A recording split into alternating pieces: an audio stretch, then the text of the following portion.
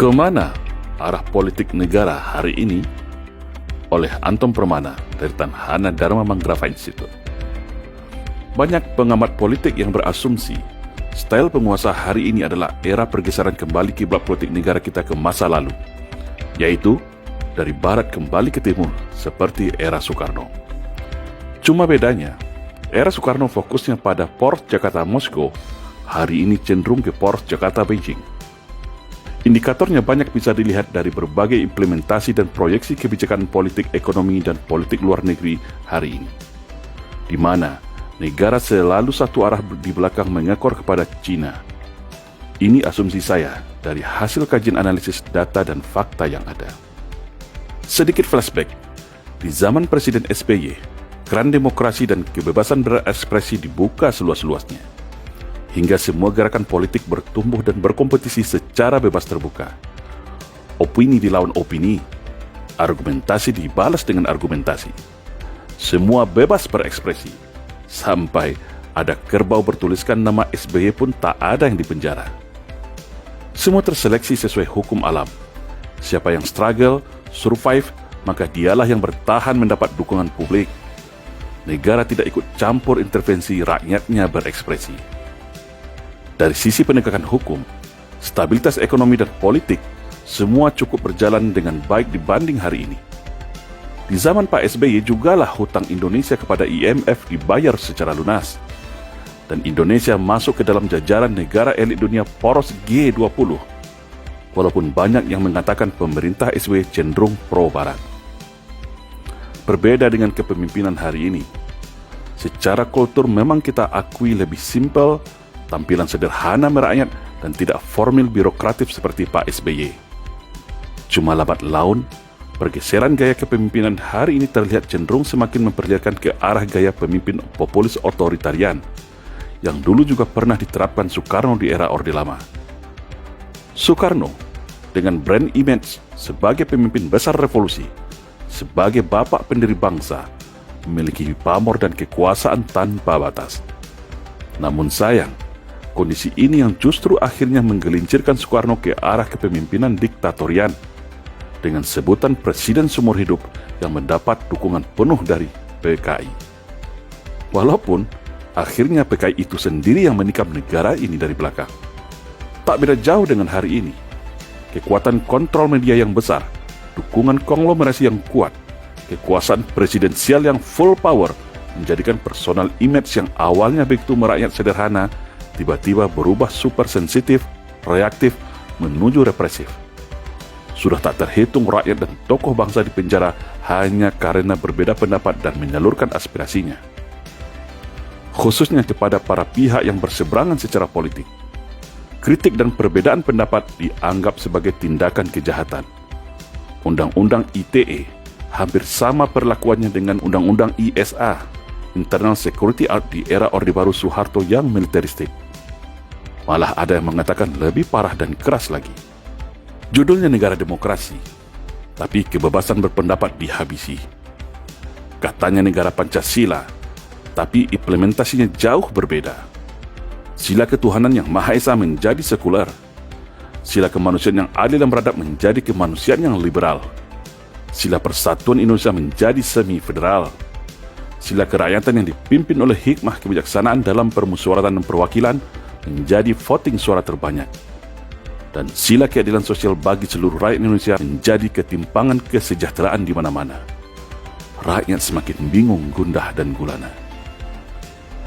Dengan power kekuasaan presidensial yang dapat menunjuk siapa yang akan jadi pejabat komandan tertinggi aparatur dan tentara, menjadikan penguasa hari ini memiliki kekuasaan seolah tanpa batas. Apalagi, sejak pemerintahan tahap kedua ini, hampir mayoritas partai politik di Senayan dikuasai. Kekuatan di parlemen jadi mayoritas. Lengkap sudah kekuasaan di segala lini. Cuma uniknya, walaupun secara struktur pemerintahan hampir secara penuh di bawah kendali, kondisi ini sangat kontradiktif dengan dukungan dari masyarakat. Hal ini dapat dibaca dari berbagai aspek.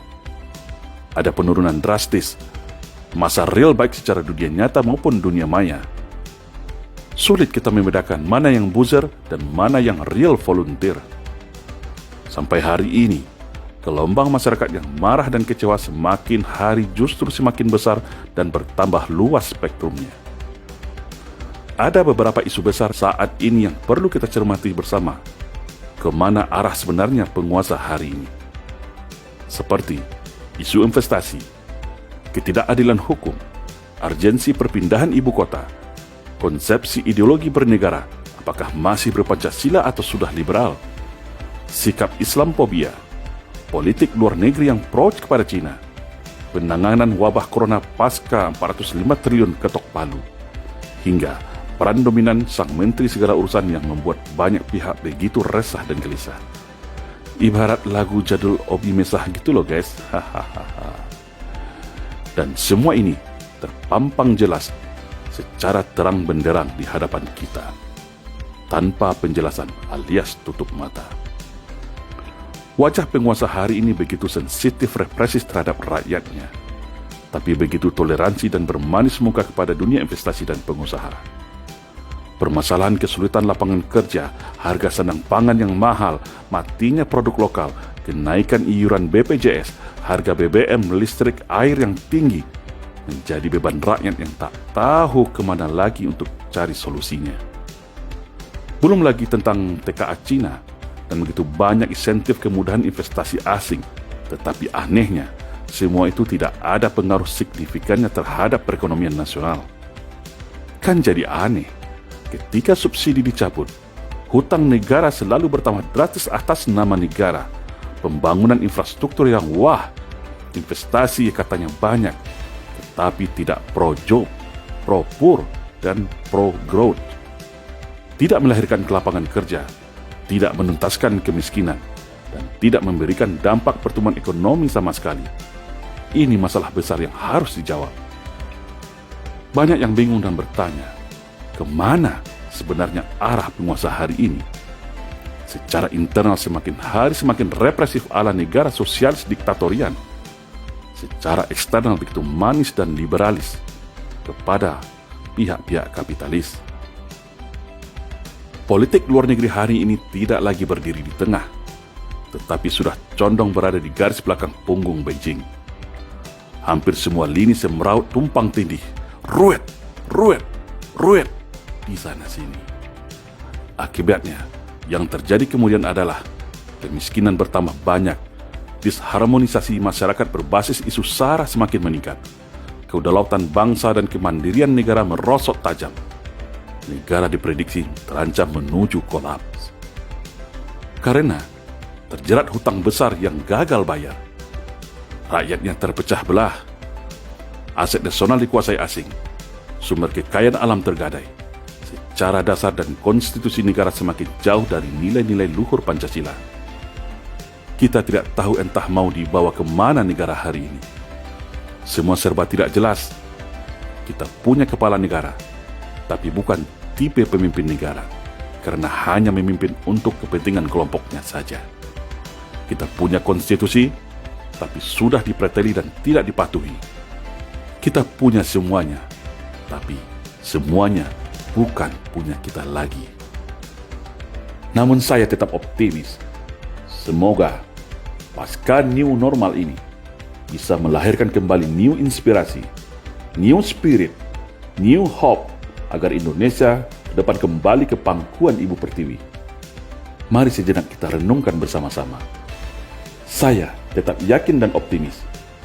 Kemerosotan hari ini adalah titik pantul agar bangsa ini ke depan bisa melompat lebih tinggi lagi. Agar ke depan bangsa ini lebih matang dan sadar diri bahwa ada momentumnya nanti semua kembali kepada rakyat.